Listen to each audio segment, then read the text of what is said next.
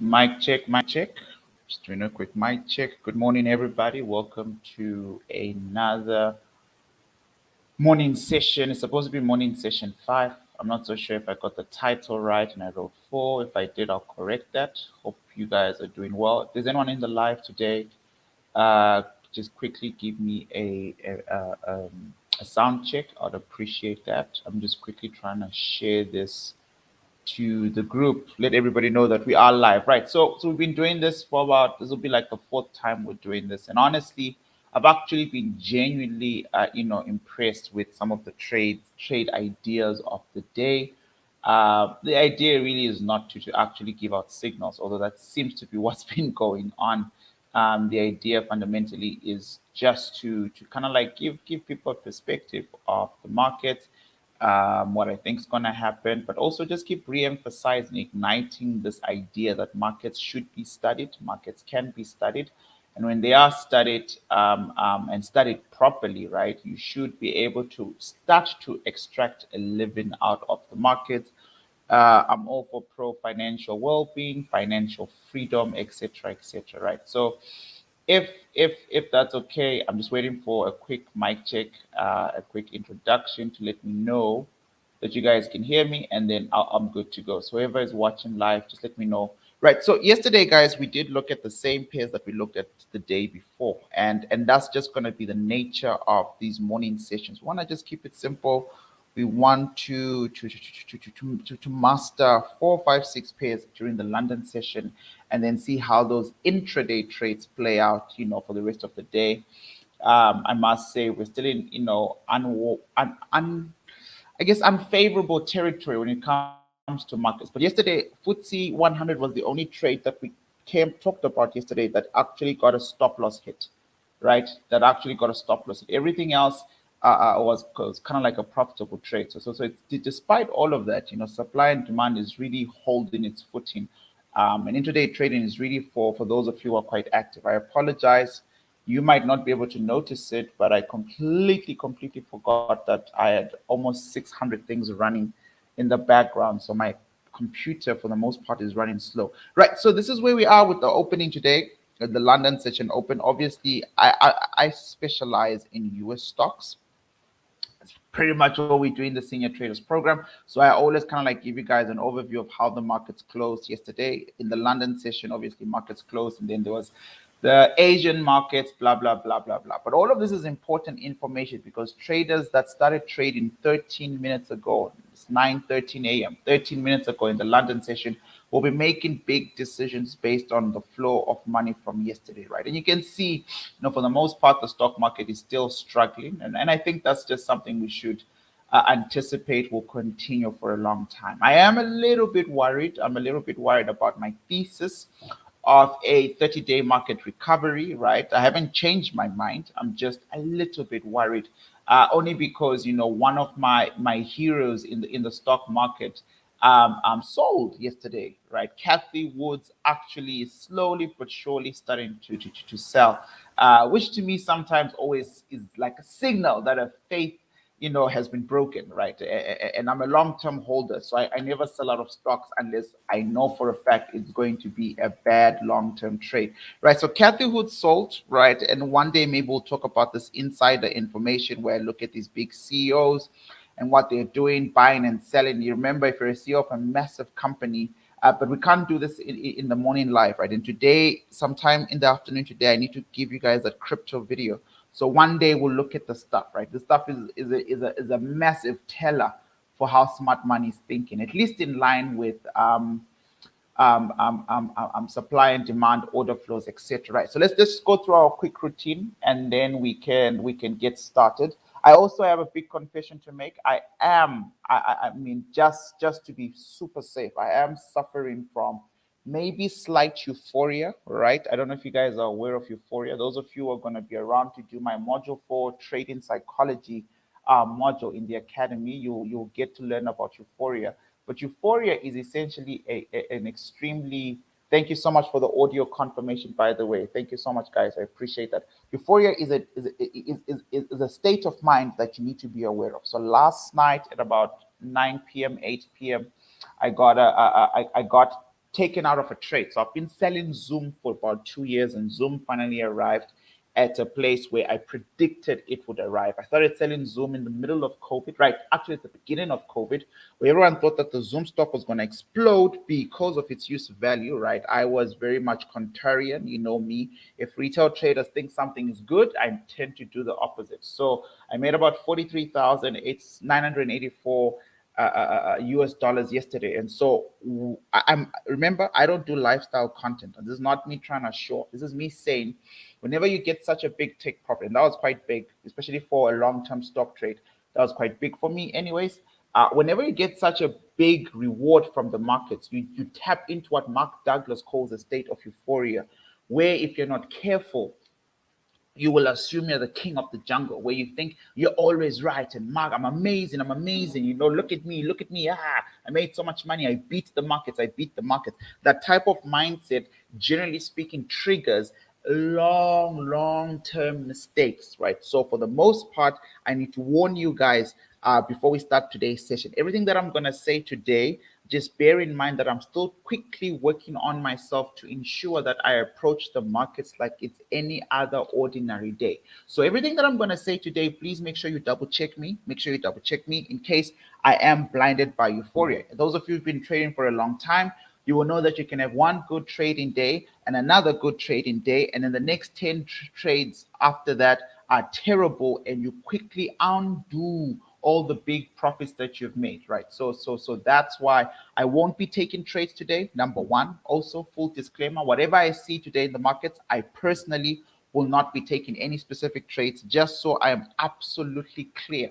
All right, so that's me being honest. Right now, back to Cartoon Network. Russia invasion on Ukraine, the breadbasket of Europe could hit supply chains. Supply chains is already a big problem that is in America. Supply chains were started by COVID, right? Restrictions, people can't travel, ships can't dock, which reduces the amount of supply. So if I want to fix an iPhone, and I need a microchip, and the microchip is stuck in a ship, and the ship will take 3 weeks for me to come to get to me. All of a sudden, the microchips left in my local area, the prices have to go up because of supply chains. We know that if prices keep going up, it will add to inflation. If inflation keeps going up, the whole problem, escalates, and there's just no controlling it, right? So if we get supply chains on the other side of the world, soon rather than later, ladies and gentlemen, this will become a global phenomena, a massive global problem, right? Air rage is complicating travel. We don't care. European markets head for positive open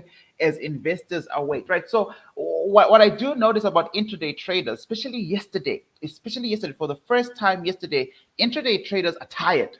They are absolutely tired about the risk on, risk off, risk off, risk on. And you will notice that we had a massive push, which was brilliant because all our trade ideas, I think, yesterday were to sell. And I said, we're going to have to wait for something to push the markets up. And most institutional short-term traders push the markets up into those areas of value that we spoke about yesterday where we could have sold. And if you sold, you definitely made money. I was tracking yesterday's trades. I took 2 out of the 3.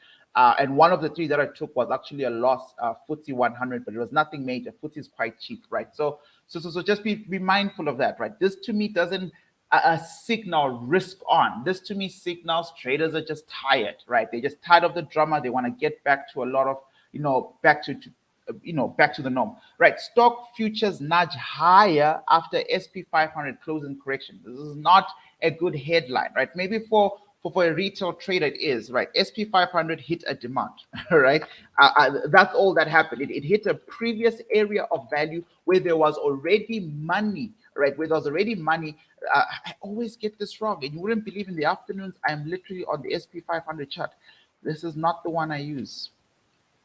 It is a struggle. It is a struggle. Okay, so this was yesterday's stream. Why am I locked out? All right, so I might still have this specific chart open on my work machine in the office. SPX. I always get this ticker wrong. XPY.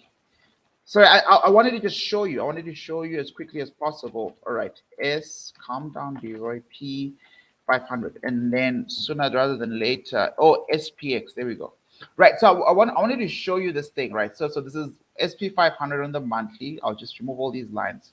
right? Because what you need to start to understand, let's go straight to daily, is the fact that there is a certain type of engagement. And look at this, price has already erased the gates, right? So as a retail trader reading these headlines, it's a little bit sad. I think it's a little bit. Stock futures nudge higher after SP 500 closes in correction. Where's the correction?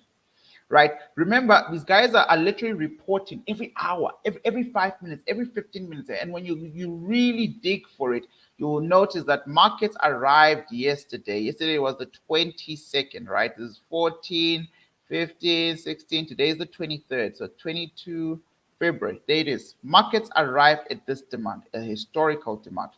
And then for a while, markets reacted to that demand, right? But there was no correction.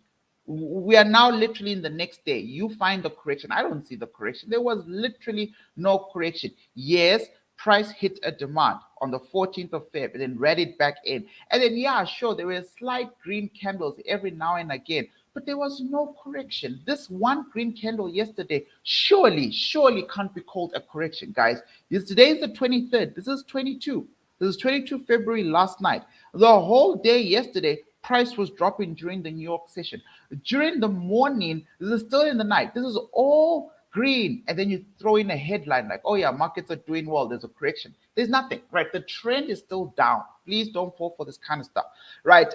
Pacific markets rise as investors watch deepening Ukraine crisis. New Zealand dollar jumps. I did say yesterday that it was going to be a big day for NZD.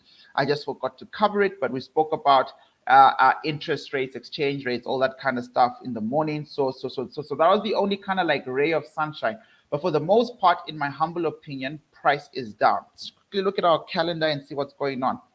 Right, so there's NZD, AUD. Today is Wednesday. All right, so still happening. Sorry, right, but NZD news is out. Right, so they're gonna keep it flat. There was no deduction, which is, I guess, markets are reading that as a positive, right? Better than a negative, right? Because forecast was 1% and we got the 1%. So nothing too crazy. Everything else is just fundamental. He spoke. A Reserve Bank guy was a little bit hawkish. NZD got a little bit of strength, yada, yada, yada. Not a big deal, right? We didn't check up on this stuff. German manufacturing PMI came a little bit short, right? Which was interesting. I'm sure that fluctuated the euro a bit, but for the most part, services were slightly above, so things just balanced out, right? So the only thing moving the markets short term is still sentiment. If we come to the futures market, I'll go pre-market open. You can see the Dow is a bit up, S&P is a bit up, NAS is a bit up. The only reason this is happening is because Biden, and I watched it, a little bit of it in the morning. If you click on this link, there should be a link to the live. Yesterday, he announced a bunch of sanctions. He's sanctioning the banks. He's sanctioning rich families. He's sanctioning so and so. And so the markets are like, yeah, that's good. That's positive, because hopefully if you sanction Russia hard enough, Russia won't go into war, right? And I don't know if that works. Russia say they don't care about sanctions. The Reserve Bank of Russia, in terms of their governor, their own powers, say they can handle any economic sanctions, right? He looked at his reserve and he said he's got all the money. So as far as I know, markets are hoping that this will help. I also noticed yesterday that Johnson from UK also issued out a couple of sanctions targeting specific, families, etc. So we'll see what type of impact that is. But that is all that kind of like gave markets a little bit of hope. Right, now, catching up with today. This is about 10 minutes ago. Let's just make sure we get the latest. Ensure you get the latest. I hope you guys enjoy this stuff. I mean, I'm not really a short-term trader, but I've been enjoying taking some of these trades. I was actually pleasantly surprised how fun it can be while I wait. I'm a bit bored because I'm waiting for a lot of my swings, and I'm happy to wait for my swings because I don't want those messed up. Right, so UK Foreign Minister, if Putin escalates, international community to escalate sanctions. Boo hoo hoo. Right, so, and by the way, I'm just being sarcastic, right? I don't want war, but I'm just saying, man, come on. This needs to come to an end. German March consumer confidence minus 8.1 versus the expected. Consumer confidence negative 8.1 versus negative 6.3. That's not good. All right, this consumer confidence is falling. Right, that is not good. How Putin's statement affected the markets. I don't want to read it. Trade ideas, European session. I don't want to see his trade ideas. Holman says rate hike. And this is ECB. So we need to just quickly find out. I don't know who he is. Is it Canada? Bank of Canada? I don't know. Holman says rate hike could come in summer before end of buying bond. I'm just interested to know what bank this is. Because if we know the bank, we know the country. If we know the country, then we can know the currency, which currency is about to get strengthened. Who's ECB? Am I being stupid? Hawkish. Okay, yeah, we know. So obviously, if they increase the rates, right, whichever currency this is, price will go up. But which bank is ECB? ECB, European Central Bank. Oh man, it's the European Central Bank, of course. Yeah, so it's all right. So euro might get a little bit of strength, but when is the hike, right? It is possible for euro hikes before ending of bond purchases. We know that America is ending their bond purchases on the 10th of March, right? Don't forget that, please. Big days coming. And then we'll see rate hikes in the summer. I mean, I'll have to Google when their summer is, but I'm sure it's around the corner. I'm sure it's around the corner. All right, cool. So euro might see some strength, which we want, because believe me, there are big sell orders, further high up. Eurozone final consumer inflation figures on the agenda today. Really. I've closed the calendar. Risk holds. Calmer on the day, but keep an eye on the technicals. Russia-Ukraine tensions still part of the picture as well. So I don't know what's going on there, but everyone seemingly is becoming more optimistic, largely because of the sanctions. Response to the Reserve Bank continue, more higher, faster cash rate hikes ahead. So I just showed you now that they did meet the forecast, which was 1%. Right, so let's just pull up that, because I don't think I did a good job explaining what happened here. But I did say on Monday that NZD is going to become a little bit strong, and they're going to increase their rates. So previously it was 0.25, right? So they've gone up, right? Because if you look at just the forecast and the actual, you'll think nothing happened. Previously they were 0.75, right? So they've gone up by. Hey, thank you, Tokozile, bro. I had like a blank moment there. I don't even know why I was thinking about Canada. I mean, yeah, definitely is European Central Bank, right? So NZD previously was 0.05, so their rate hike has happened at 0.25 basis point. And we know America, most people wanted to go up 0.50 basis point, right? So maybe we should just look at, an NZD chart today just to see, what that did, right? So response is positive. But they want more. They want more interest rate hikes. A lot of countries are calling for this, not just America. Right, Forex market wrap up just before 6 a.m. RLBZ, there we go, 0.25 BP, right, basis point, cash rate hike as expected, right? So the markets had already priced that in. I teach people that markets price in everything as expected. I'm just opening here because he wrote a big but. RBZ governor says capacity pressures in the economy are tightening still, right? Higher on the Reserve Bank, two notable hawkish surprises. That's good for the NZD. Hawkish means going up, right? Dovish means going down. So there's these two terms, please get very much used to them. NZD marked higher on the policy decision, right? Went higher. Yeah, okay, so yeah, we know, we're fine. Right, last set of headlines, awaiting opportunity to buy EURJPY, all right? Someone wants to buy EURJPY. Public holiday in Russia on Wednesday. Maybe things are calm because today is a public holiday. I don't know, man. I don't know. I expect, of Japan to increase its interest rate in October. All right. So traders take advantage of this and really enjoy that, because if JPY starts to gain strength, the entire market has to shift, right? This has been a big safe haven for a lot of countries, but October is very far.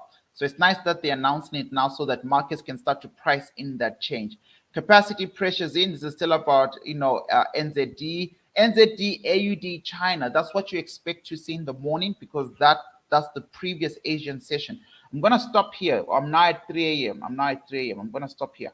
Right. Okay. So, not much going on in the front in terms of what to do today. We're going to have to see for ourselves in the charts, but it looks like markets are taking a chill pill because of sanctions and all that kind of stuff, and potentially because of a potential sanctions agreement and a public holiday. Who knows? Right. This is NZD. This is NZD on the 1 hour time frame. Right. Today is the 23rd. Right. So you can see as of midnight, this is what I mean by price prices in everything. Look at this beautiful market gap. And if you see it on TradeView, you can only imagine how disastrous it is on your trading platform, right? Obviously, this is just the currency index, and I'm looking at strength, right? When price gaps like this, it means there was such a strong imbalance, so many buy orders that markets jumped up. And we know at about 3 a.m. or whatever time it was, let's see, 3 a.m. on the dot, price, there was an interest rate hike. So of course this currency is strong, like we said on Monday,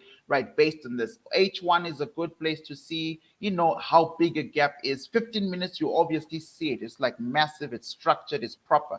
Right now, how do you trade gaps? Well, you have to wait for price to fill gaps in. So markets can do two things, and it's very difficult to explain.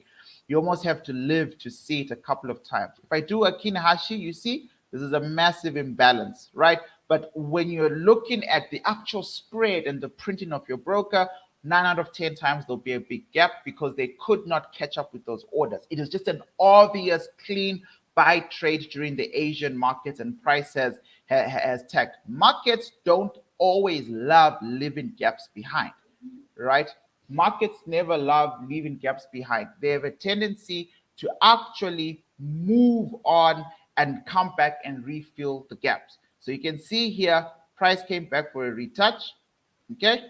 And most likely will come back up. One day, there'll be a filling of the gap. If you look on the bigger time frame, so I'll go H4, etc., etc. I'll just keep going. We can see that, you know, the gap suddenly almost not disappears, but is not really visible. Okay, and oh wow, it's actually very big. This is a very big gap, right? So you could start to look for a play here on the currencies like NZD, USD, AUD, NZD, etc., etc. But this gap upwards, I promise you, will be filled. So for example, there was a big gap here. It was filled. Then there was a new gap here going down. It was filled, right? I just want you to know that gaps get filled, and when gaps get filled, price has to go the opposite direction to fulfill that gap, right? But I'll teach on gaps properly. So we've got NZD strength, right, coming close, jumping, and there's still a lot of room for the upside interest supply. Let's quickly look at a common NZD pair, although we really don't want to be trading any NZD stuff during the London session. I think that's my opinion anyways for intradays. For intradays, I don't like to mix stuff. Right, so there we go. Strong move on NZD, USD to the upside. Go to the H4 time frame. Let's start from weekly.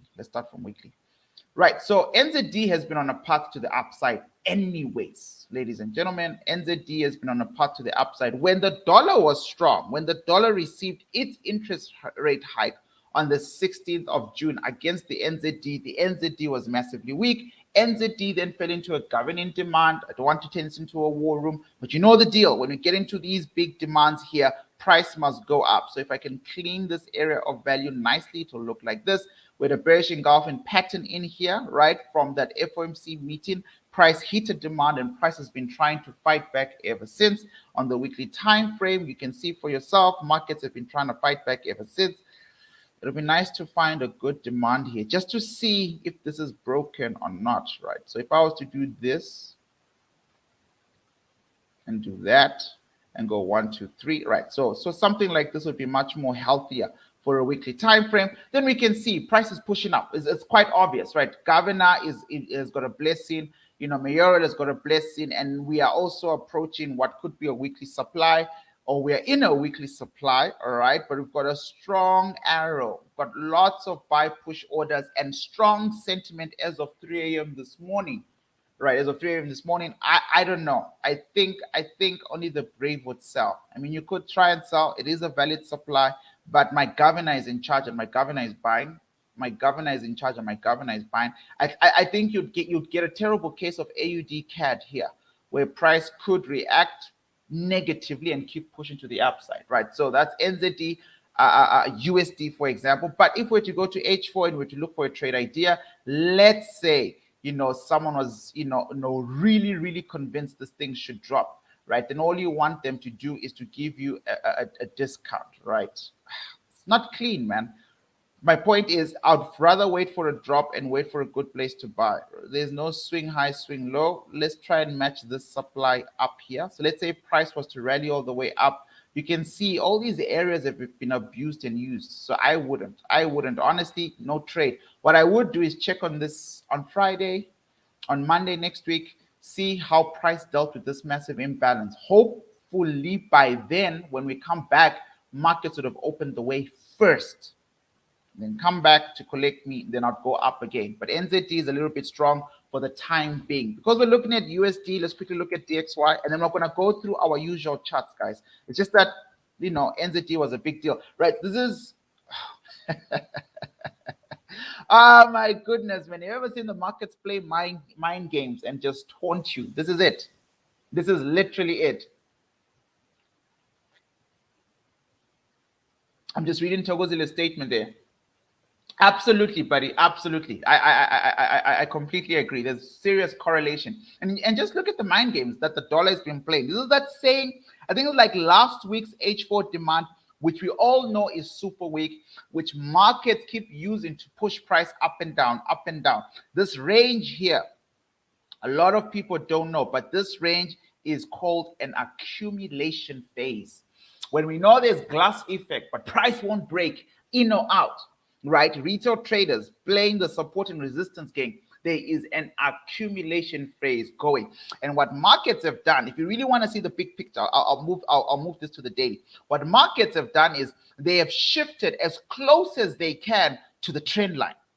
Did you guys see that? I mean, I was laughing yesterday during our senior traders session. Look at this. So there's this 16 June interest rate hike trend line, which we know has been catching markets for months since last year. And if I remove what I drew on the H4 time frame, if I remove all of this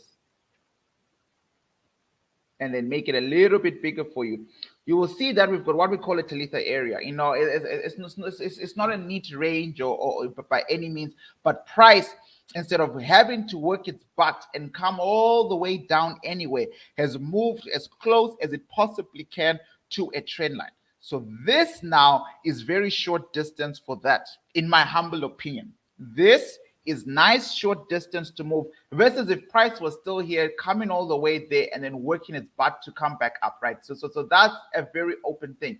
But in other currency pairs, this is also a very nice way to finally break market structure for a quick retest to the downside, right? So whatever the next big move is, we'll know in the next week or two. Markets have finally moved very much close enough to an area of comfortability and support, either another trend line bounce or a potential market structure break, right? So just be mindful of that. But for in the short term, during the London session, do I think the dollar is strong or weak? I'll tell you right now, the dollar has done a good job of making sure that its demand is weak. It kind of flirts with supplies, but it never makes heartfelt contact, right? I mean, look at this, it's not a heartfelt contact. There are higher supplies out there. This break of market structure, that short-term buy run that pushed euro down, I don't even remember which day that was. I think Thursday or Friday last week. You can see markets came back into the same area of comfortability. Right, this very, very, very weak, in my humble opinion, non-existent demand. And then markets since then have been breaking structure, changing character, so to speak. Look at this high, and then look at this high. Look at this low, and then look at this low. Right, to me, this is a dollar preparing for something. In the open, right now, 9 a.m., right, dollar is starting off weak, so that all these euro risky assets are going up. And we just read about them in all those headlines, right? Most things are calmer, risk is on hold, etc., etc. And so there is money being pumped into that. So our trades like AUD CAD in the short term are definitely suffering, right? I'm definitely suffering in there with you. But the question is, how long will this hold? I don't know. We're in war markets, guys. I don't know. I'm just taking this nicely day by day and enjoying the journey. Right, let's quickly now look at some of our usual charts so that we don't waste too much time all over the place. I am swapping AUD USD for Euro Pound. I think I announced this yesterday. And because we want to get a more Euro stuff out of the way, I want to quickly focus on this. You guys are doing sessions, right? Morning sessions with me, London sessions. It's absolutely important. I don't know how I forgot to teach this. But if you've done my course, this stuff is in module 2 when I'm teaching company indices. And then I've got a 2-hour lecture called Money Follows the Flow of the Sun. I've forgotten what the title was, but basically tracking sessions, right? So if you look at Euro pound, I mean, if you follow the war rooms, we're waiting for a long-term drop. You follow the war rooms, euro is due for a beautiful long-term drop. There's a lot of sell pressure right now anyways that we are in via war room stuff. I think we're still waiting to be triggered in higher sells, or we're in, I don't remember, but the point is we want to come all the way down here in the long term. In the short term, obviously for intraday trades, you have to kind of like see what the flavor of the day is, right? So in fact, it looks like price yesterday or the day before, 3 days ago, 2 days ago, might have come to a potential sell area, right? If you look at this weekly bullish engulfing candle and price rallying up into the sell area, if you open the daily time frame, you'll see why I'm saying that, right? So there it is there, markets making contact with this. I think in the war rooms, I was a little bit stubborn and I wanted the ultimate sell, right? Somewhere up there. This whole area, you see this whole area here is 98%, 98 pips, sorry. So from this red line, I'll make this red line above there, and then the entry point I wanted was going to be somewhere here, right? So I really wanted to get the maximum risk reward, and markets just kissed this whole entire yellow zone. So they took this big green candle, right? A part of a complicated pattern was a bullish engulfing, but price fell and gave a beautiful imbalance since then. And so those of you with pending orders exactly like mine, then you're not triggered, but markets have reacted to this area for the first time. What do? We do nothing. I'm literally doing nothing. I don't care. We might get a retest, right, for the downside, but the cracks are starting to show that price is slowly but surely starting to prepare us for the downside. As an intraday trader, that doesn't unfortunately matter. What matters is what is the daily doing. The daily moving from supply to demand. I would say the daily is falling. I would say we're in a slow, long-term, bearish momentum pattern. If you look at price from the beginning of time, right? And I would say that we're inside interesting, strong buy areas. Naturally, if you look to the left, I'd also say that markets have exhausted most of those buy orders as they push to the downside. Now, because we meet every single day, Monday to Friday, right, at 9 a.m., and we're tracking the London session. London session market opens at 9 a.m. I want to show you something powerful. I did say someone should remind me to kind of like teach on the stuff. And so I want to take the time to do that.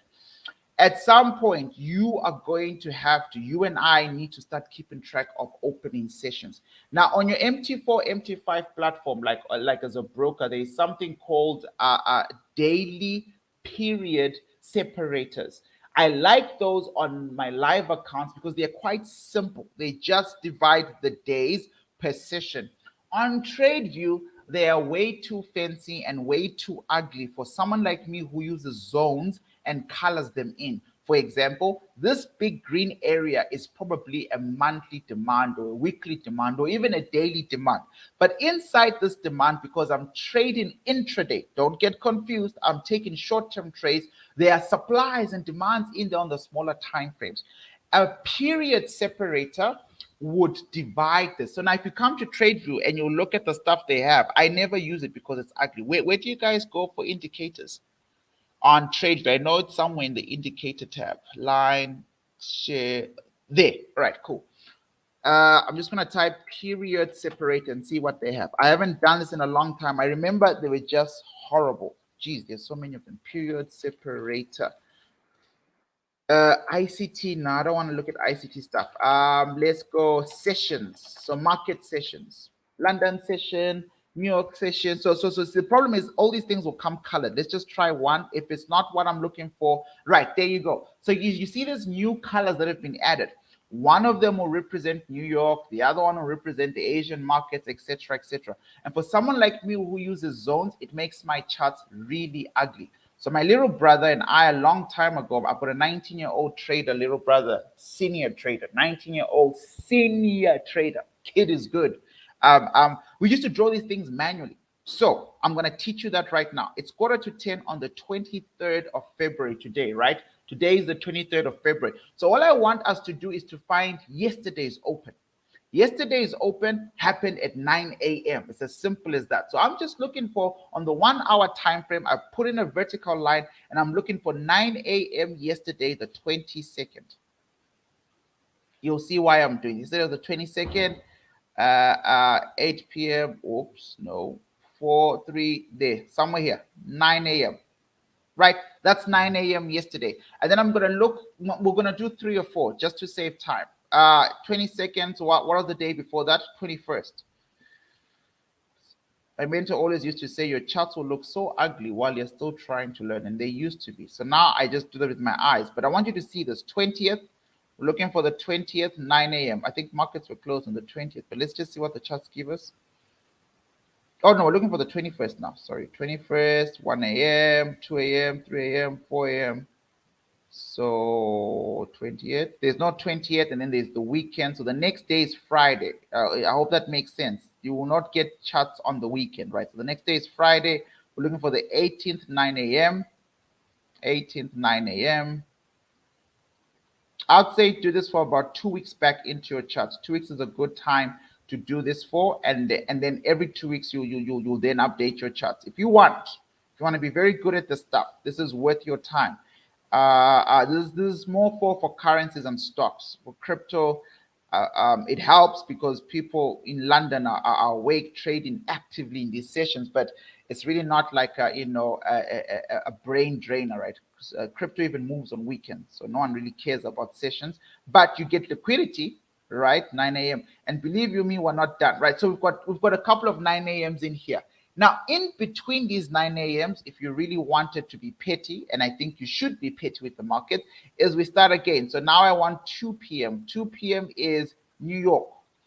And I don't want to be confused by the New York session. So I'm going to change it. I'm going to make it white. So red right now is London, 9 a.m. The white line becomes New York. So I've got 16, 16. It's going to make our chart so ugly.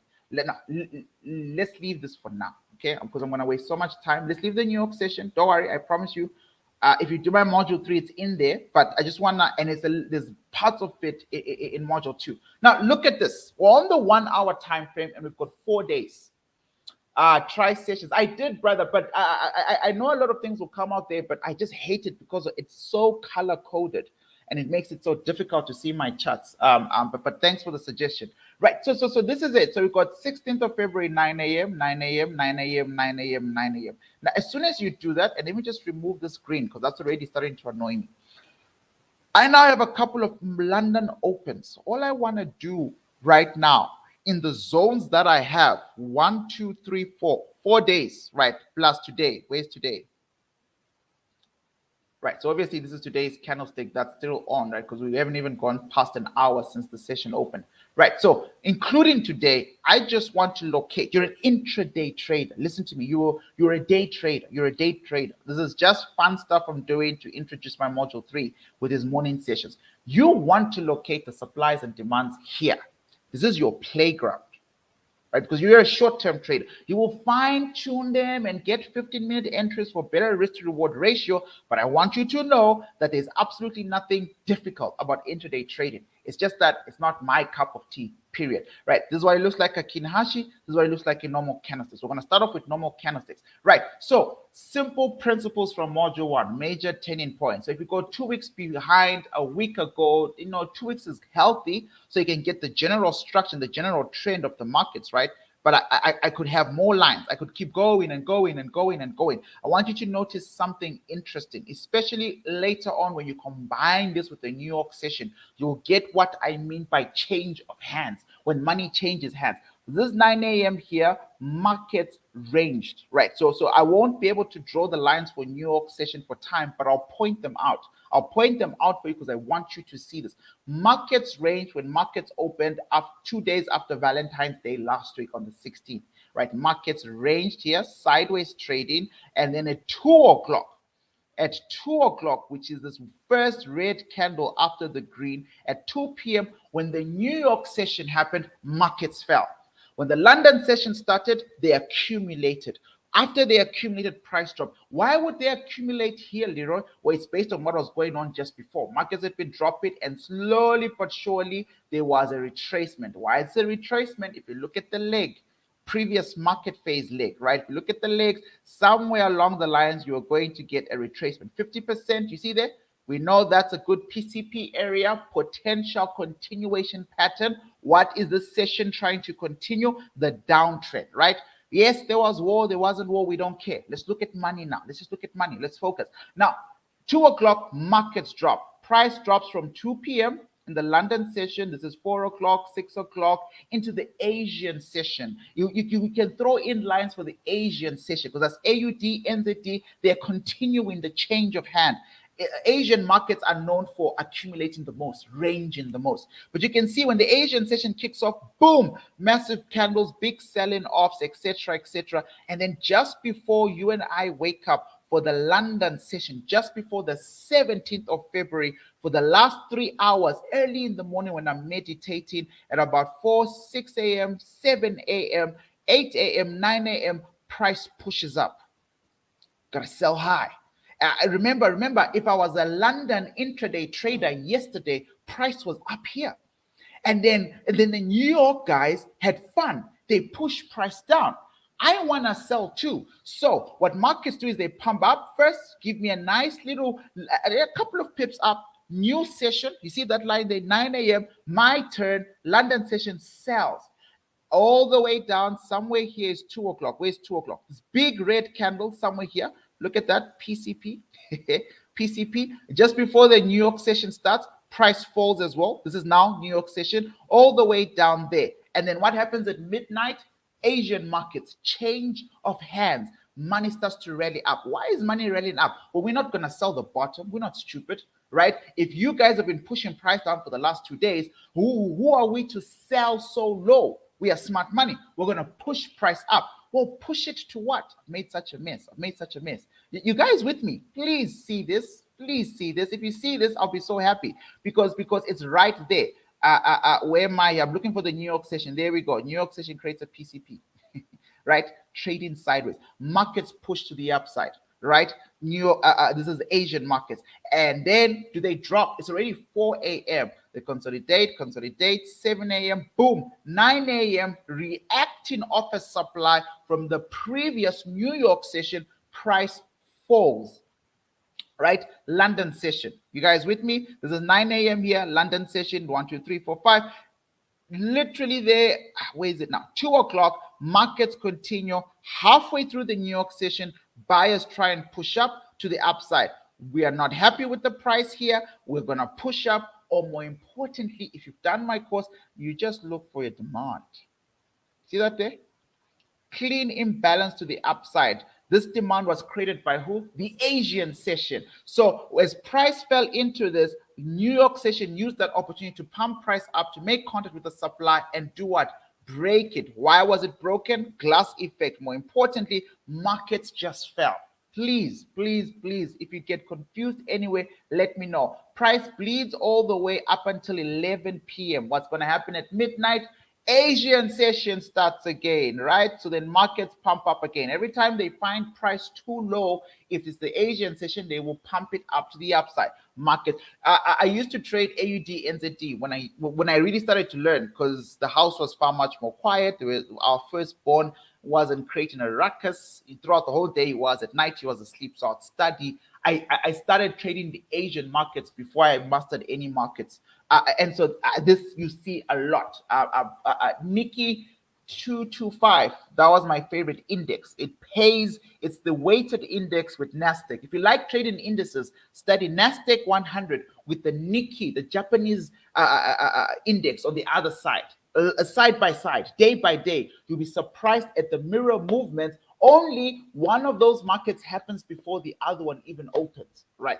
And there's a lot of money to knowing that. There we go here. London session now on the 21st of February. Where does London markets open? They open at this previous New York open, right, which was a PCP, where the Asian markets gave up money, where the London session dropped 2 days ago. That's where the markets opened. Price dropped again.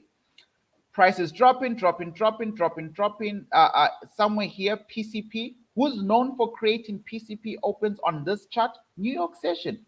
Every time we get a PCP at 2 p.m., it's the New York market, bearish engulfment, price rallies back right in, markets drop at about 7 p.m. You go to sleep, have a good trade set up there, had a good trade set up there. Show me where supply and demand has failed you so far. Markets drop again. To who? To the Asian session. It's midnight, but price is overextended to the low side. What's the Asian session going to do? You think they're going to sell low? They're not stupid. They're going to push price up again.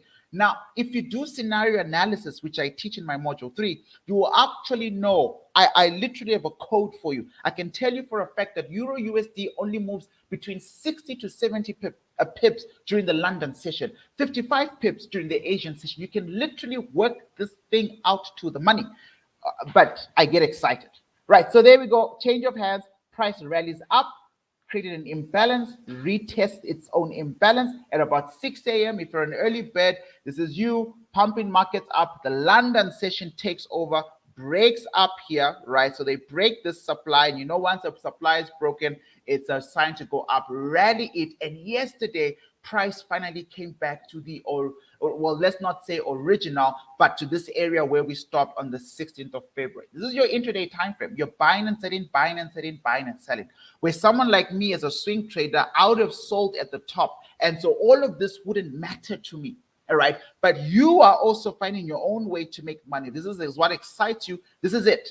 I hope this helped. I know we've spent a lot of time on one chart, but I really hope you understand what happened here. Right. So then markets rallied here in the New York session again yesterday. Right. New York session again. But if you look to the left, the New York session that it rallied into was based off the New York session on the 16th of February, which was based off PCPs, PCPs. New York session loves PCPs. Asian markets for now have been buying price up so the London session can sell it. All right. It's a simple example. And now, this is now yesterday, markets fell, big red candle, very big red candle. And markets fell a little bit. And look, at a change of character. For the first time in many days, and you'll pick that up. Once in a while, markets will change character. And that means something significant for the trend. For the first time in many days, when the Asian session started, price didn't buy up. Price didn't go, oh no, you've dropped again, you've bought up, because look at the structure. Look at where the lows are. This is a low, this is a lower low. If markets had come and extended all the way down here for this lower low, then that's when the Asian markets are going to start to buy. Every time the Asian markets bought up, it was because price was violating structure. Once price breaks structure, we push it up. And then price breaks this structure here to land down there, we push it up. Look at where price stopped at midnight yesterday during the Asian markets, right? That's midnight. Markets have been consolidating, and now we're at a new session, the London session. And the question is, where is price going to go? Well, I can tell you for a fact right now, it's difficult to tell because markets are not at a demand or supply. Right? If you look at this demand, price has been removed, and this demand, by the way, was a reaction to a broken supply. And so it is safe to say, for example, markets could be ranging and trading a little bit sideways to the downside. Markets could look out for this at about 10, 11, 12, 1 p.m. ish. We could get a motion to the upside. I don't know if there's enough power in euro pound, for example, to break out to the upside. I would like to see that happen fundamentally only because of this. As markets were doing this yesterday at 5 p.m. on an intraday time frame, they left a supply, right? So this would be a cleaner, much more easier to predict type of trade where the London session pushes up and then we come back into a supply that was created by the New York time yesterday. It's just that, normally speaking, New York markets always return to an area of value created by another previous New York session. All right, so this for me is plausible. But also not necessarily what might happen. Based on sentiment, things are chilled and cool. Market headlines are saying, well, risk is on hold, so price could go up. Price literally could go up. I don't know. But this little exercise is something I think we should all get the hang of doing. I could create, maybe always do the stuff on Saxo and have these lines open. Right. So for Euro Pound today, if I was to take a trade idea, I would then start to dig a little bit deeper. Now that I have my daily direction and on the 1 hour time frame, I can see my session. I'm going to drop to 15 minutes now. On the 15 minutes chart, you can see we are pushing to the upside. So that particular play that I just showed you right now is very possible. Once you do this on the 1 hour, you'll be surprised how beautiful the trends look on the 15 minutes. Look at the stuff we just drew. Look at that stuff. I don't know. Maybe it's just me who loves the market so much. This is so pretty. This is a clean drop, clean bounce back, clean upward rally. Just pretty. Complicated 365 candles taken out of supply, just pretty. Living a strong demand where price spiked, just gorgeous, right? And then markets now traded a little bit throughout the entire session. And if they break out, and if you see on the 15-minute time frame at 10 a.m., we've got the makings of a potential bullish engulfment candle, right? So this could be a strong upside. Remember, guys, I'm not trading today based on the reasons I gave you earlier on when we started this whole session, but look out for a potential move to the upside today, right? Look out for this and look out for how markets are going to get and react when they get to these high sell pressure levels from yesterday. All right, that's something to look out for, bearing in mind that for all of this to really work out well, when price gets here, we would like to see a strong dollar, right? So that's Euro Pound. I hope the little teaching helped. We can do the same for Euro USD, but because of time, I probably won't be able to, right? Because of time, I won't be able to. This is our trade idea from yesterday. This is our trade idea from yesterday. We marked this out. Price literally came back at about 12-ish p.m. This is on the 15-minute time frame. Let's just quickly go to the 1 hour chart. Right, so you can see I just showed you Euro Pound, but look at Euro USD. It's opening and strong, right? This is strong. This is the 9 a.m. candlestick. Strong opening on Euro USD to the upside, right? So if you're still holding this sell as an intraday trader, it's just the life you chose. It's time to close. It's time to take whatever little profits you have and prepare for today, because all yesterday's profits can be eradicated. To be honest with you, because we watched price come up here, you were supposed to close here.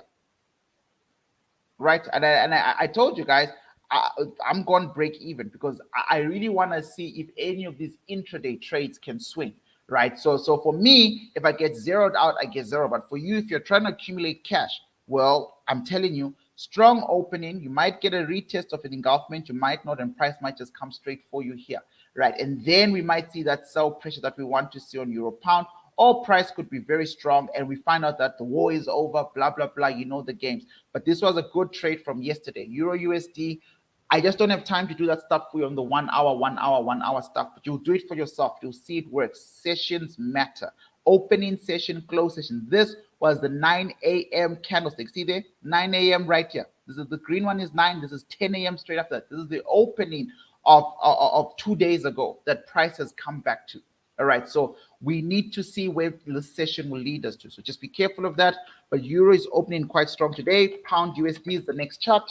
I'm just in a rush now because we are running ahead. I spoke to you guys about this yesterday as well. I sent this out on the public Telegram group. Markets tagged us here. We broke even, stopped out. Markets are now moving up to the upside, right? So it did not really have a full-on blowdown effect to the downside. You saw why. Sanctions. Boris Johnson actually showed up yesterday. I don't know if you guys saw the headlines, but he showed up yesterday, strong and proud, targeting Russian families and all that kind of stuff. So really, we've got strong. We were risk on for a little bit. I will not be looking for buy ideas. Pound is running back into a daily supply. I mean, there's just so many reasons why I don't even want to buy this asset right now. There's only one place to sell it, and I'm going to wait for that. We swapped out USD CAD for Pound AUD. This will be the first time we're looking at Pound AUD together, at least on the smaller time frame. Let's just quickly get a big picture of the asset. Pound AUD. Let's get a bigger picture.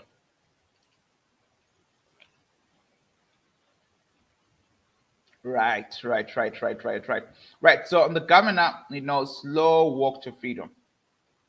Trying its level best to go up, right? Slow walk to freedom, trying its level best to move up. You can see right there, markets have been, I think this was a major turning point at some point. Yeah, it was. It was definitely a major turning point in 2013 plus 10 years equals 2023. So we should be moving towards a completion of a massive market phase towards the end of next year. Right. And that's to the upside, right? And then markets obviously stall as they should. Complicated 365 candles into a governing demand. Markets push up. Another somewhat of a bullish engulfment. Markets are coming back down to retest it. So we are on our way up, although markets are trying to correct a little bit to the downside. If you look at the weekly time frame, we made contact kinda with the weekly supply. Unfortunately, reasonable body. How you can do this, but you might miss the full area of competition, if I'm being honest with you. Let's go Akinihashi to get some clarity. You won't, because it was just a volume sell, right? Not necessarily a strong order block, right? So we're in some type of weekly sell-off, right? One touch in, price came back to the downside. This will be nice.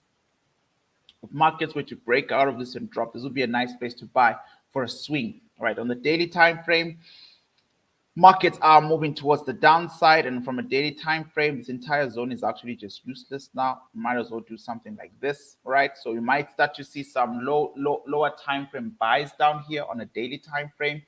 H4, all right, everything is just confirming that that short-term monthly correction on the monthly is what's pushing price to the downside. On the H4, I can get even nice, clean, imbalanced price, kinda. It had some defensive lines for a very long time here. Some support, was given, right? I'm pretty sure this will break, guaranteed, very soon, probably today and tomorrow. And we might see something like that, but I don't know how high this can go. This is obviously inside a daily demand that I just found. On the 1 hour time frame, we can have a look. Right, so there's a supply here. And the reason why I marked out the supply, because yesterday I did say I was going to be swapping out USD CAD for pound, was I wanted price to actually make contact. This was 9 a.m. yesterday. Yesterday, markets opened with an order block. This is the whole point of me saying study your openings, right? Do the 1 hour thing that exercise that I just showed you, is because this was done at 9 a.m. yesterday. Strong sell side. And then look at this, sometime here, 2 o'clock. What happened at 2 o'clock? Change of money. Buyers came in throughout the New York session while the London session was still open. This happened at 2 p.m., 1 p.m. There we go, 2 p.m. Value-based demand, markets moved up. But price didn't make it here. So I personally already had set my pin in order here. I noticed I was not triggered for whatever reason. 9 p.m., United States market started to turn, right? So then they created a new supply, a lower supply, but this is still fresh. This is now also still fresh, right? And then price kind of like made its way down. And then during the Asian session, markets kept pushing down some more. And then now in the market open of today, in the London session, we are now opening inside the daily demand of the New York session, right? And so naturally, what I would propose we might see is somewhat of a movement there. This is not a good area to sell. I would not sell there. That supply, I'm going to ignore. The question is this supply and that supply. Now, I'm a swing trader. So because of that, I'm not scared of areas of values, right? If I wanted to take a shot, I'd sell there and my stop loss would be above there. It wouldn't matter to me personally, because on the smaller time frames, after years of swing trading, these smaller time frames are not worth much. It's just 56 pips. On my daily areas of value, I'm holding 90 to 100 pips anyways of risk, as long as I get 2 to 300 to 400 pips of profits, 1:3. So 56 pips is nothing. I mean, I could literally have personally, for my risk appetite, personally, we'll go to 15 minutes right now, but I could have a sell there, and a stop loss order right there. And then I would hope to sell all the way to that daily demand H4 area there. But then that would obviously change the meaning of intraday trading, because I would literally have to hold for another 3 days or so just to get my money's worth. Now, for today, those of you going to want to potentially try and look for movement today, just be very careful. Whenever there are two supplies stacked up, I always go for the highest supply. I never think twice. If markets don't go for the highest supply, I remind myself that it is not my mother's kitchen. It is the markets. They can do what they want. But for me to remain a consistent, profitable trader in the long run, for what is good for my account is consistency, right? And for me, that is the only supply that is good for my account. And this supply is high, but it's right above this one. So markets definitely could bounce in here and then drop, but markets could also go a little bit high. If I go Hakini Hashi on the H1 time frame, you will notice that this is a volume-based drop, right? Which makes it even more interesting, because then I start to eye out a higher supply. I'm like, okay, but what if this is a play? These are more like now swing trades, but I just want to pull out a Fibonacci and see why price turned there. This looks like one of those 0.36 or 26 areas. It's actually 50%, right? So you see, this is 50%, and this is our golden ratio, right? Our golden ratio. This one is our 50% mark. Now, it's going to be up to you, traders. I can't really give direction on which area of value to choose. I can tell you what I would do, or what I'm going to do for my personal account, and that might be right or wrong. I am going to choose the higher supply between these two. I'm going to wait at the higher supply. Let's see what's happening in the 50 minutes time frame. In the 15 minutes time frame, this is it. This worse now, because now I'm even making the area of value tighter and smaller. For me, this is where my money is going to go. All right, I'll cover all these little rejection weeks because markets have been, relentlessly unforgiving. Right, so my entry point is going to cover all these rejection weeks, and I'm going to acknowledge that there was a supply above the supply I'm picking out here on the 15 minutes. So I'm going to have something like that. Okay, well, let's just get a horizontal ray in. Oh, this actually looks nice. I'll do something like that, right? There's another area above me there, but I'll see if it's not inside like an H1, H4, I'll ignore it. Right, and then I'll also tell you that this supply that we're looking at is a reaction to a previous area of value, right? And if you want to take this one first, I would suggest you minimize your risk as much as possible and you keep it that small. All right, keep it that small on the 15 minutes chart, and then we'll see. We'll see, first of all, if there's enough New York demand to push price up, and if price does come up, this will be a good place for price to react. Once again, I'm doing this because for me, this almost feels like the right move, number one. Number two, it's a better place for golden ratio retracement. For example, once again, Fibonacci pulled in, pulled out.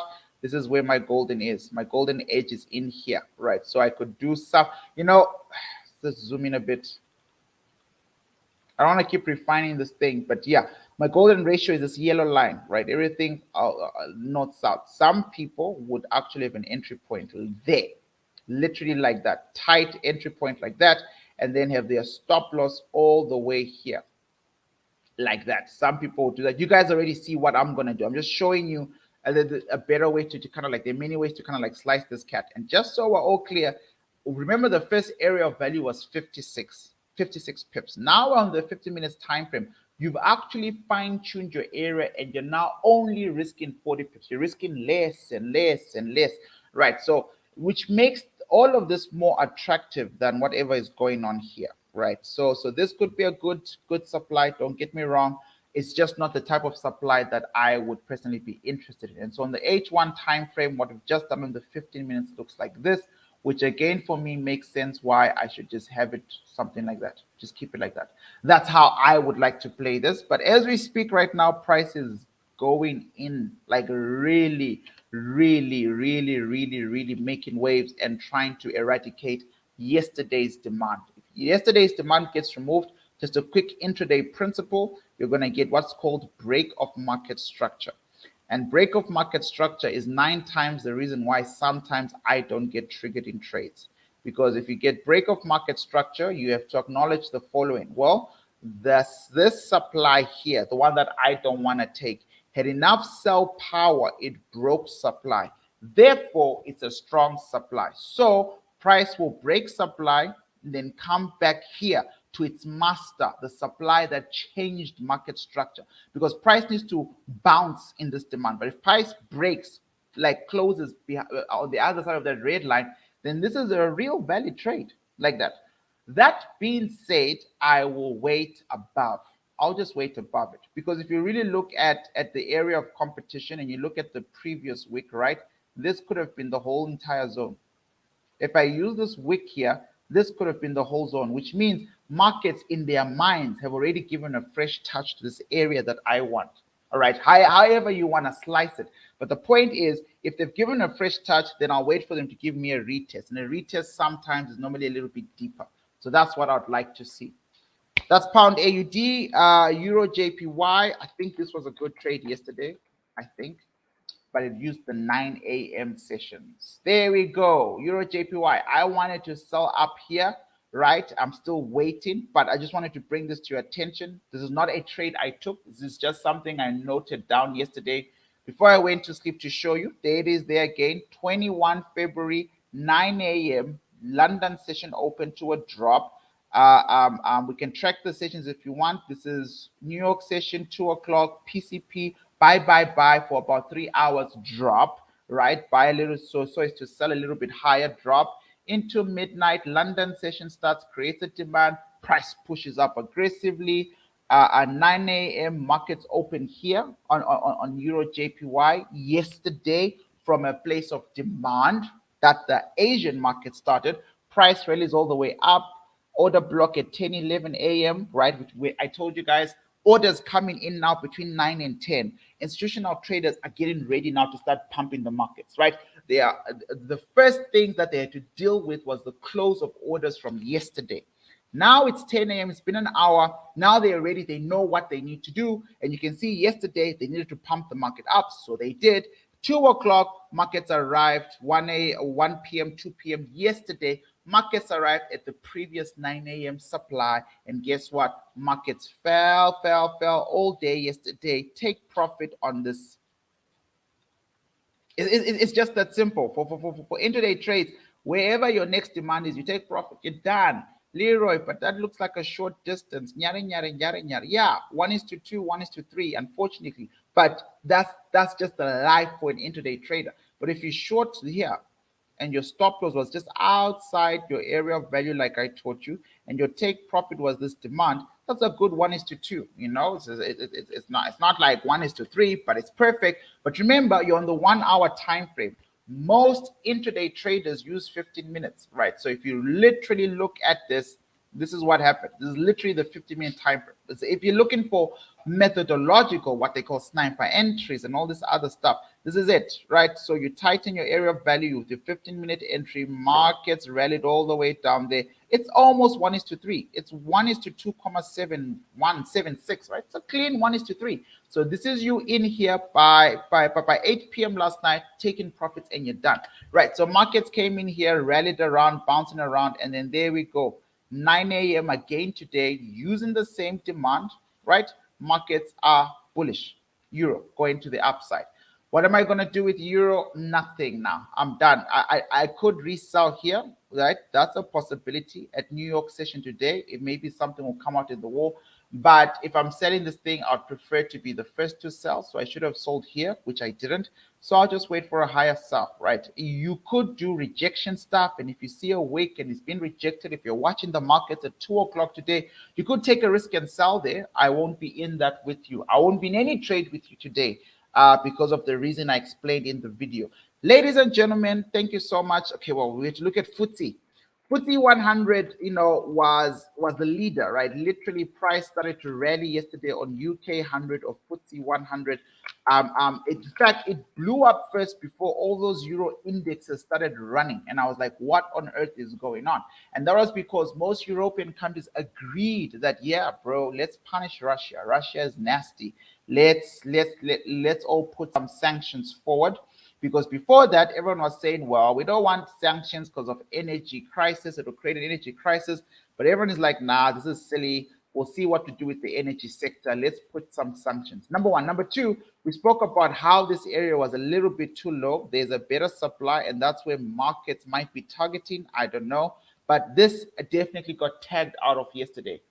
It's buying now. Yeah, UK 100 is buying big time now. And again, it's because of the sanctions. It's all the new headlines that we read. We are technically risk off for, you know, for the time being. But UK 100 is buying. Not only that, but it's leading the race. So if you come here to the CNBC app and you go to Euro, what's going on with my internet? You'll see the German DAX is up, FTSE 100, the UK 100 is up. CAC 40, CAC is the French index, that's also up. FTSE MIB, like the Indian one, up. Top Euro 60 stocks up, right? They call it 600, but it's actually 60 stocks in there. Everything is kind of like green right now. European markets as advanced as investors await, right? So institutional traders are like, make hay while the sun shines, right? Buy, buy, buy, buy, buy. But we know that price is pushing towards supply, so just be very careful. I would be very careful. I would not be surprised if this doesn't end well before the end of the day today. If there's a lot of good sentiment, believe you me, this will break. But if there isn't, right, let's see, this 1 hour supply, is it in an H4 supply? Right, so price is in the middle of it just entered an H4 supply, which is already dangerous. Let's just remove everything. This is the last chart, by the way, for the day, guys. I appreciate you. I hope this stuff helps you. I hope you have a good day. I am suffering from market euphoria, so I will not be doing anything to do with trading today. I will be catching up with admin, working on my Wilton 3 years stock program. By the way, that's all. I'll be looking at metaverse coins, crypto coins, gaming coins, NFTs. It's going to be one of the most well thought financial notes I've sent in a very long time. So if you're not in the Wilton 3 years program, please look for those links and join. It's $10 for every month that you get a financial note. And it's pretty much a plan of how I dollar cost average into my investments long term. And I hold for minimum a year with a 3-year plan to keep holding. And the markets are cheap right now, right? On the weekly trend, you see we're in an uptrend on the FTSE. I'll come back to the world in 3 year stuff. We are in a weekly uptrend. Now look at this on the weekly. 1, 2, 3, 4, 5, 6, break. 1, 2, 3, 4, break. 1, 2, break into the demand. Then we explode back in here, and then we have 1, 2, 3, 4, 5, 6, 7, 8, 9, 10, 11, 12, blah, blah, blah, blah, blah. A long week. Let's call this 2 months. This is the weekly time. Let's say this is 8 weeks, 2 months, then we take a break. And then we have almost a month, about 5 weeks, then we take another break. And then we have almost 2 weeks, then we take another break. And then here we had 1, 2, 3, 4, 5, 6, 7, which was almost 2 months, right? 7 weeks is almost 2 months. 8 weeks, then we had a break. And then now we're feeding into the break. We always feed into the break. You guys see what I'm saying? When we take a break, we come back into it. When we take a break, we come back into it.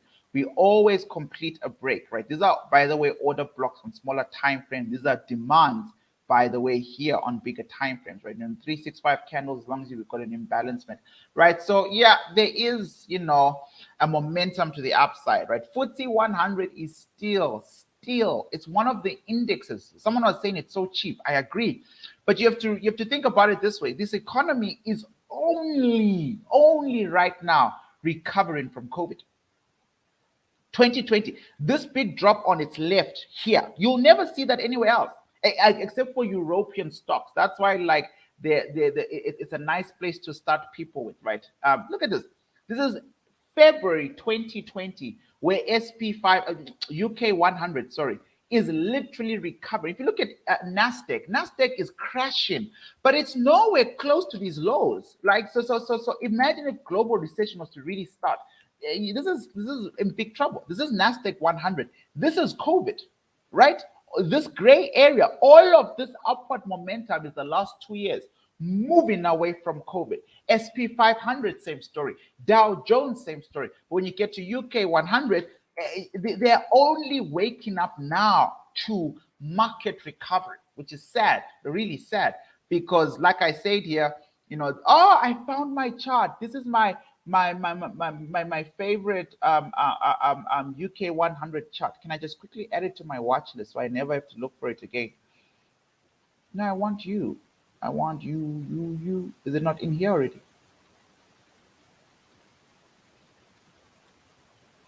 Oh, man, how do I add this to my watch list? All right, I will figure it out later. But yeah, the point is, price is kind of like here. So for, in my humble opinion, I'm very much worried about the sell orders. That's why I have this here. I'm watching this like a hawk. I'm very worried about the sell orders. I do believe that price needs to kind of like ravishly, push up to the upside. But, markets don't forget a lot. You can see that markets spent many weeks consolidating here, many weeks, propping up strong buys to avoid a market crash. So they've done well to prepare themselves. My point is, man, they are moving so slow. They are moving so slow. Every other big continent in the world, right, has done such a better job. I mean, every other continent, maybe except for our brothers and sisters here in Africa. Like, look at the JSC. It's a whole different ballgame. All right, this is the Joburg Stock Exchange. I mean, when we're analyzing this a while back, we really spoke about the fact that we're in our own crisis that no one cares about, right? Look at this. Where is February 2020? February, July, June, March of 2020, right? This is the recovery. So when we had COVID, we were already in a downtrend. Like, a lot of people don't think, when you look at African indexes, and I know I'm now wasting people's time, I apologize, but this is January, right? Then COVID came. We were in a downtrend. We were in a massive sell-off. We were literally selling off since Timbuktu 2018. We found a good demand and we found the whole vaccine stuff great for us. But because of the sell pressure that COVID created, right, we haven't recovered from that. You can see this, the top 40 Joburg stocks are struggling. We literally hit that level, and when the rest of the world was doing recovery in 2020, right, price just kept falling until last year, August, and now we're trying to recover out of that. And I'm pretty sure we're going to see more falling, right, in the long term, because we need to talk about what was the original cause of this kind of stuff, right? So FTSE 100, I don't have a clean trade for today, so I'll stay out of it. I still need to figure out, apart from the obvious, where's that chart that I like? It says it's UK 100, and then I look for a wonder. There we go. You're the one, right? So I also need to kind of like deeply assess why I took an L yesterday on it, and probably because I just fought against a bigger trend. I fought against a bigger trend. Markets were interested in selling, and there was no confluence on the daily anyway. It's just an H4 supply, which prices arrived at now again, right? So I'm going to stay away of this market. I would suggest you stay out of this market. I'll suggest you let this market create some change of structure, right? So either break out of this downward trend from 10th of February, right? Break out of this and then make it be known that we're extremely bullish. Remember, everything is touch and go. This is happiness now because of the war. This could be sadness now because of the war. It really doesn't matter. All of this is actually a war decline, this little channel here, right? So markets could just be bullish just to push price down again.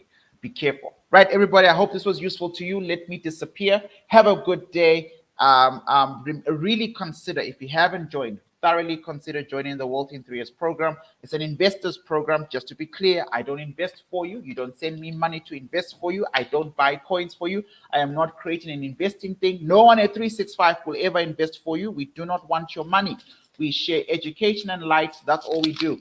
We do that for our corporate clients. The note you receive is a clean idea of what I think I'm buying into, what I believe are good 1 year to 3 year investments for the most gains. $1,000 put in Sandbox in January 2021 came back as $15,300 at the beginning of this year.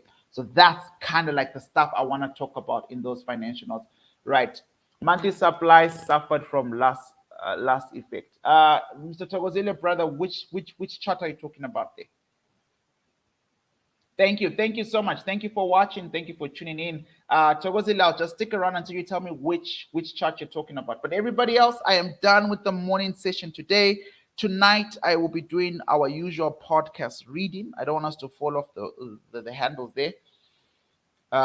Maybe Togozile signed off. I'm not sure. But anyways, everybody feel free to exit. Thank you so much. I appreciate you. Oh, UK 100. Yeah. You're right. You're absolutely right. Yeah, man. I mean, I want to see. I honestly want to see what they're going to do.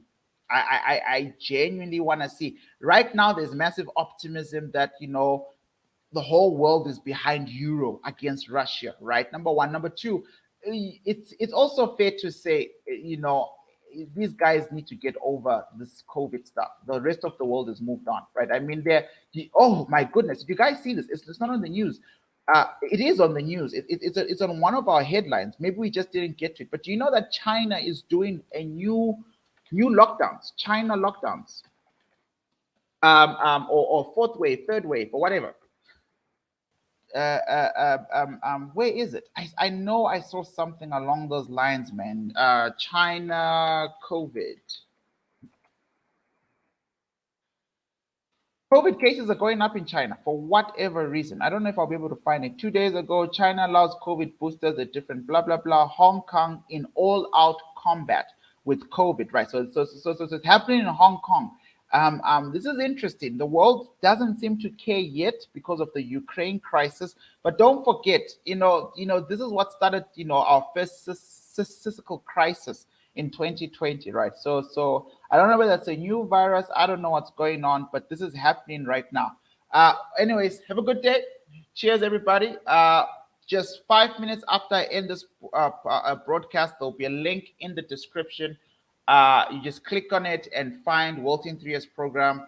Do not miss out on this. A lot of these coins that I've been researching on, I'm pretty sure will have massive gains within a year. I found a coin that is at 0.01. Like guys, that journey a beautiful token makes between 0.1 cent to $1 is absolutely amazing. You're looking at 600x, 400x, 1000% x gains just based on a lot of stuff, and it's based on a very good network. El Salvador is creating a Bitcoin city, and I found the coin that they're going to build the entire network in. And you have to remember, El Salvador created a national wallet, so it's not been run on your mainstream wallets. They created a national wallet for the entire country for all their citizens, and it's based on a specific coin. That is a non-brainer. You sell your kidney. No, don't sell your kidney for that. But I'm simply saying you want to invest in stuff like that. You really do. You want to get to a point where the richest man of Babylon talks about, if you're following the podcast, where your 10% creates babies, which is money that makes money that makes money, so that your money starts to work for you. All right. So that's my entire approach to this. But anyways, have a good day. Stay blessed. Goodbye. I'm ending the stream. Thank you. Cheers.